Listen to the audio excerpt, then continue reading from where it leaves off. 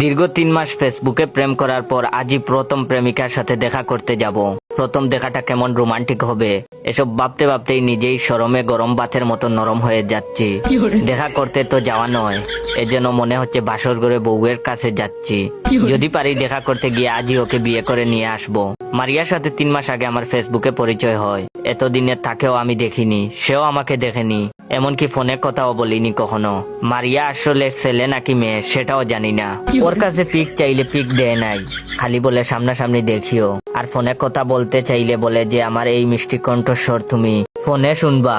তুমি কি চাও না তোমার প্রেয়সীর কণ্ঠস্বর সরাসরি সামনাসামনি বসে শুনতে?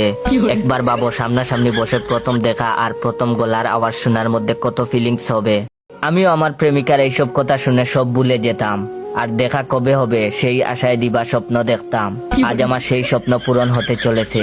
শুনছি মানুষ নাকি তার মনের মানুষের কল্পনায় আঁকতে পারে।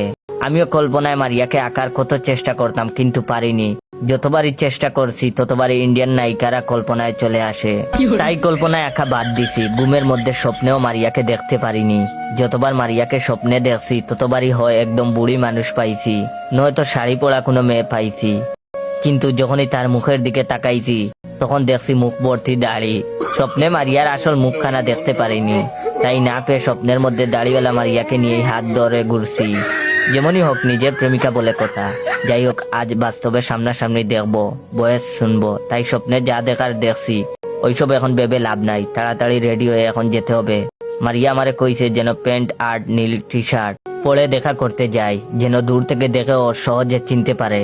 কিন্তু আমি তো সহজে ওরে আমাকে চিনতে দিব না, তাই একটা পুরাতন লাল পাঞ্জাবি আর সাদা পায়জামা পরে রওনা হলাম। তাইলে মারিয়ার সামনে গিয়ে ঘুরলেও আমারে চিনতে পারবে না। মারিয়া যখন আমায় খুঁজে না পেয়ে বেকুল হয়ে যাবে তখন ওর সামনে গিয়ে ওরে সারপ্রাইজ দিব। তাড়াতাড়ি রেডি হয়ে শুধু যাতায়াতের খরচটা নিয়ে বের হলাম, যদিও এর থেকে বেশি আর টাকা নাই আমার কাছে। রেস্টুরেন্টে যেও ওরে নিয়ে সাথে কিছু খাবো, সেটা বিল দেওয়ার মতো কোনো পয়সাও নাই। অথচ মারিয়া জানে যে আমি সেই লেভেলের বড় লোক, সব সময় পকেটে হাজার হাজার টাকা থাকে। এইটা জেনেই হয়তো আমার সাথে প্রেম করেছে। যেমনি হোক আজকে কোনো বাটপারি করতে হবে।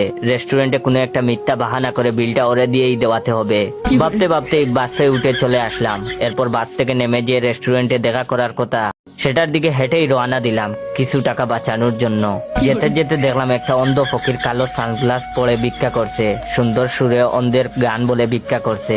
আমার দেখে খুব মায়া হলো। ভাবলাম প্রেমিকার সাথে প্রথম দেখা, যাওয়ার আগে একটু ভালো কাজ করে যাই, সেই অছিলায় যদি প্রেমিকা সুন্দর হয়। এটা হচ্ছে ভিডিওর প্রথম পার্ট। দ্বিতীয় পার্ট ভাই বললাম না, কারণ দ্বিতীয় পার্ট বানাতে গিয়ে আমি নিজেই হেসে ফেলেছি। তো দ্বিতীয় পার্ট চাইলে বেশি বেশি করে আমার এই ভিডিওটা শেয়ার করে দিবেন আপনার বন্ধুদের, আর আমার এই ভিডিওতে কয়েকটা কপি লিংক করে দিবেন।